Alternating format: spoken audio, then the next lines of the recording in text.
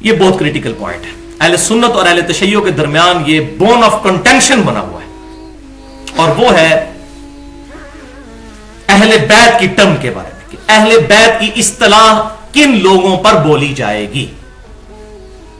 تو بھائیو، قرآن و سنت کی روح سے کل 4 کیٹیگری کے لوگ ہیں جن پر اہل بیت کا لفظ بولا گیا ہے الحمدللہ. ان میں سے پہلے نمبر پر قرآن پاک کے اندر سورۃ الاحزاب کی آیت نمبر 28 سے لے کر 33 تک پورا کانٹیکسٹ چل رہا ہے.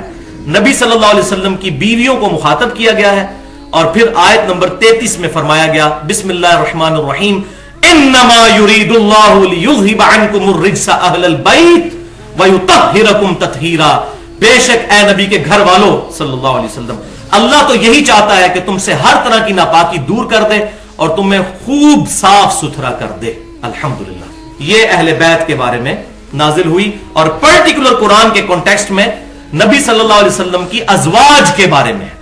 کیونکہ بھائیو یہ تو ظلم ہے کہ حضرت فاطمہ رضی اللہ تعالیٰ عنہا اہل بیت میں شامل ہوں، اور ان کی والدہ محترمہ جو سیدنا علی سے بھی پہلے ایمان لے کر آئیں سیدہ خدیجہ رضی اللہ تعالیٰ عنہا، وہ اہل بیت میں شامل ہی نہ ہوں جنہوں نے حضور کے لیے اتنی قربانیاں دی. ان کے بعد سیدنا علی ایمان لے کر آئے، پھر سیدنا زید بن حارثہ، اور پھر سیدنا ابوبکر صدیق رضی اللہ تعالیٰ عنہم اجمعین. تو پہلے نمبر پر سیدہ خدیجہ ایمان لے کر آئیں، تو وہ بھی اہل بیت میں داخل ہونی چاہیے. تو اس قرآن کی روح سے وہ بھی داخل ہیں. اب عائشہ رضی اللہ تعالیٰ عنہ بھی داخل ہیں. لیکن مسئلہ یہ ہے کہ ہمارے جو اہل سنت کے مولوی ہیں وہ اپنے دلائل تو پیش کرتے ہیں، لیکن ان کے دلائل کا تجزیہ نہیں کرتے. تو اس آیت کے حوالے سے ان کا بہت سٹرونگ پوائنٹ ہے اہل تشیع کا، جو میں چاہ رہا ہوں یہاں پر ایڈریس کر دوں. ان کا کہنا یہ ہے کہ نبی صلی اللہ علیہ وسلم کی بیویوں سے جو گفتگو آیت نمبر 28 سے شروع ہوئی وہ تمام کے تمام مونس کے سیغے ہیں، لیکن یہ سیغہ مذکر کا آیا ہے انما یرید اللہ لیذھب عنکم الرجس اہل البیت. انکنہ نہیں آیا، تو یہ تو مونس کا سیغہ ہے ہی نہیں ہے، یہ تو مذکر کا سیغہ ہے. اگر حضور کی بیویوں کو خطاب ہوتا تو یہاں پہ مونس کا سیغہ ہونا چاہیے تھا. اور مولویوں کو دو جواب انہوں.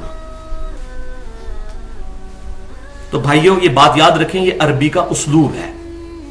یہ بات میں اہمیت کو واضح کرنے کے لیے یہ عربی میں اسلوب اڈاپٹ کیا جاتا ہے. مثال کے طور پر نبی صلی اللہ علیہ وسلم کے بارے میں اللہ تعالیٰ نے سورۃ الاحزاب میں فرمایا انا ارسلناک شاہدا ومبشرا ونذیرا وداعیا الی اللہ باذنہ وسراجا منیرا. بے شک ہم نے بھیجا ہے آپ کو. ہم تو جمع کا سیغہ ہے، اللہ تو واحد ہے، لیکن اللہ تعالیٰ نے اپنا شاہانہ انداز اڈاپٹ کیا کہ ہم نے بھیجا ہے. تو یہ محاورتاً ہے، یہ ہم واحد کے لیے ہی، اللہ تعالیٰ ایک ہی ہے اس کے لیے استعمال ہوا. جیسا کہ شستہ اردو میں ہماری جو لکھنؤ اور بریلی کی اردو ہے اس میں بھی لوگ عام لوگ بھی کہتے ہیں ہم فلاں جگہ گئے اور ہم نے یہ کہا اور ہم نے یہ کہا. ہم نے بھیجا آپ کو خوشخبری دینے والا، گواہ، خوشخبری دینے والا اور ڈر سنانے والا، اور اللہ کے اذن سے اللہ کی طرف بلانے والا، اور ایسا سورج جو چمکا دینے والا سورج، نور ہدایت آپ صلی اللہ علیہ وسلم کی مبارک ہے. لیکن پرٹیکولر یہ جو اہل بیت کے حوالے سے الحمدللہ ایک آیت اور بھی قرآن میں موجود ہے جو واضح کر دے گی کہ اہل بیت کے لیے مذکر کا صیغہ قرآن میں اس کے علاوہ بھی ایک اور جگہ پرٹیکولر استعمال ہوا ہے جس پہ اہل تشیع کو بھی کوئی اعتراض نہیں ہوگا انشاءاللہ. وہ قرآن پاک میں سورہ ہود کی آیت نمبر ہے 73 جو میں نے پچھلی دفعہ وہ ماتم والے کانٹیکسٹ میں بھی بیان کیا تھا سورہ الزاریات کے حوالے سے. فسکت وجہہا کہ سیدہ سارہ نے اپنا چہرہ جو ہے وہ پیٹا حیرانگی کی وجہ سے یا دکھ کی وجہ سے کہ اب بڑھاپے میں مجھے سیدنا اسحاق کی بشارت دی جا رہی ہے. یہی واقعہ سورہ ہود میں بھی آیا ہے. وہاں پر فرشتے جو ہیں وہ سیدہ سارہ کو جب یہ بشارت دیتے ہیں تو ان کی جو حیرانگی ہے اس کو دور کرتے ہوئے وہ کہتے ہیں رحمت اللہ وبرکاتہ علیکم اہل البیت انہ حمید مجید، کہ اللہ کی رحمت اور برکتیں نازل ہوں تم پر اے اہل بیت، اور بے شک اللہ تعالیٰ اپنی ذات میں خود ستودہ صفات ہے. تو یہاں بھی علیکم کا لفظ استعمال ہوا، مذکر کا صیغہ استعمال ہوا اہل بیت کے لیے، حالانکہ پرٹیکولر گفتگو حضرت سارہ سے ہو رہی تھی. تو یہ پروٹوکول کے لیے ہوتا ہے کہ مذکر کا صیغہ استعمال کیا جاتا ہے. اگر آپ برا نہ مانے تو میں ایک مثال اس کی دے دیتا ہوں کہ ہماری بیویوں کو بھی جب غصہ چڑھتا ہے نا تو وہ بھی پھر وہ مردوں والے سیگے استعمال کرتی ہیں. ان کو نہیں اس وقت, کیونکہ یہ مرد ڈومیننٹ ہے نا. الرجال قوامون علی النساء. تو یہ ڈومیننٹ فکرے کو کرنے کے لیے مونس کے لیے بھی بعض اوقات مذکر کا سیگا قرآن میں, اور یہ اہل البیت کا لفظ آ گیا. اہل البیت, علیکم, علیکم, تم پر اہل البیت. تو یہ الحمدللہ میں نے اس کانٹیکسٹ میں ان کا رد کر دیا ہے رافضیوں کا. پوائنٹ نمبر 2 اس کے اندر جو دوسری کیٹیگری ہے اہل بیت کی, وہ جو غدیر خم کی میں نے حدیث بیان کی زید ابن ارقم والی صحیح مسلم کی 6225 سے 6228 تک, اس کے اینڈ پہ تابعین پوچھتے ہیں کہ یہ اہل بیت سے مراد کیا نبی صلی اللہ علیہ وسلم کی بیویاں ہیں؟ تو زید ابن ارقم کہتے ہیں کہ ہاں وہ تو مراد ہے ہی ہیں, لیکن یہاں پر غدیر خم پر اہل بیت سے مراد نبی کی بیویاں نہیں ہیں, اگرچہ وہ بھی اہل بیت ہیں.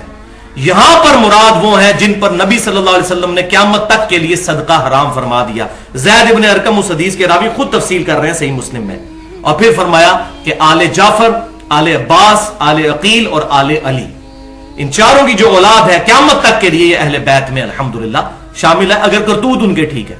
ورنہ قرآن کی روح سے نوح علیہ السلام کے بیٹے کو بھی خارج کر دیا گیا, حالانکہ ان کا بگوٹن سن تھا, سلبی بیٹا تھا, لیکن کہا کہ یہ تیرے اہل میں سے نہیں ہے. اہل سے ہو تو ظاہر ہے کہ امت سے وہ لوگ افضل ہیں اگر واقعی اپنے اعمال درست کریں تو. کیٹیگری نمبر 3 جو ہے وہ اسپیشل پروٹوکول کے ساتھ 4 ہستیاں ایسی ہیں جن کو نبی صلی اللہ علیہ وسلم نے اپنے ساتھ اہل بیت کے طور پر استعمال کیا.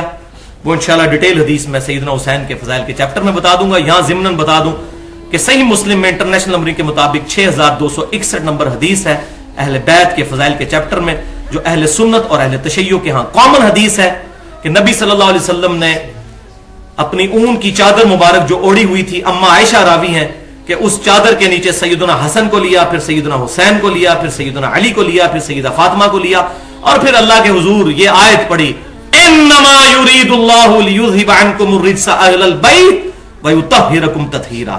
لہذا ہمارے پروفٹ صلی اللہ علیہ وسلم نے اس آیت کے کانٹیکسٹ میں ایکسٹینشن کے طور پر ان 4 ہستیوں کو بھی شامل کیا, اور نبی صلی اللہ علیہ وسلم کو ملا کر 5 جن کو ہم پنجتن پاک کہتے ہیں علم الکلام کی ٹرم میں, کوئی حرج نہیں. پنجتن پاک سے مراد ہے شرک سے پاک, برے نظریات سے, سب تن پاک, اور یہ پنجتن خصوصیت کے ساتھ پاک. گناہوں سے پاک اہل سنت کے ہاں صرف عقیدہ انبیاء کرام علیہ السلام کے لیے الحمدللہ. لیکن یہ ضرور ہے کہ اللہ کے نیک بندے جو ہیں وہ کافی حد تک گناہوں سے محفوظ ہو جاتے ہیں. جیسا کہ جس بندے کو واضح پتا ہو کہ میرے سامنے جو بریانی کی پلیٹ ہے اس میں زہر پڑا ہوا ہے, تو چاہے اس کی خوشبو جتنی مرضی اچھی آ رہی ہو, اس کی نظر اس کی برائی کی طرف جاتی ہے, وہ کبھی بھی بریانی کی پلیٹ نہیں کھائے گا. اسی طریقے سے جو اللہ سے خوف رکھنے والے لوگ ہیں ان کے سامنے گناہ جتنا بھی مزین ہو کر آئے, بہرحال وہ اس بریانی کی پلیٹ کی طرح اس کو ریجیکٹ کر دیتے ہیں جب وہ اللہ کے عذاب کی طرف نظر کرتے ہیں. لہذا گناہوں سے محفوظ ہو جاتا ہے ضرور بندہ ایفرٹ کر کر کے, لیکن معصوم نہیں ہو سکتا. بہرحال لغزش کسی سے بھی ہو سکتی ہے. اور چوتھی کیٹیگری جو ہے اعزازی طور پر اہل بیت میں جن لوگوں کو شامل کیا گیا, جن میں ٹاپ آف دا لسٹ واحد صحابی جن کا نام بھی قرآن میں آیا ہے, سیدنا زید ابن حارثہ رضی اللہ تعالیٰ عنہ. زید کا نام سورہ احزاب میں آیا ہے. ان کا بیٹا اسامہ ابن زید, بخاری اور مسلم میں احادیث موجود ہیں کہ نبی صلی اللہ علیہ وسلم کہ جو اہل بیت والے جو چیپٹر ہیں ان میں اسامہ بن زید کو ڈالا گیا. بڑے بڑے صحابہ اکرام علیہم رضوان حضور کو ڈائریکٹ اپروچ نہیں کر سکتے تھے, سفارش کے لیے اسامہ بن زید کو, اور نبی صلی اللہ علیہ وسلم اپنی گود میں ایک طرف اسامہ بن زید کو بٹھاتے تھے تو دوسری طرف سیدنا حسن و حسین کو بٹھاتے تھے. اتنی محبت کرتے تھے کہ ان کا نام زید بن محمد مشہور ہو گیا تھا, زید ابن حارثہ کا نام, اور ان کے بیٹے ہیں اسامہ ابن زید رضی اللہ تعالی عنہم اجمعین. تو وہ بھی اہل بیت میں شامل. اسی طریقے سے سلمان فارسی کو نبی صلی اللہ علیہ وسلم نے اہل بیت میں آنری طور پر الحمدللہ شامل کیا. اس کے علاوہ بھی کافی صحابہ کرام علیہم رضوان.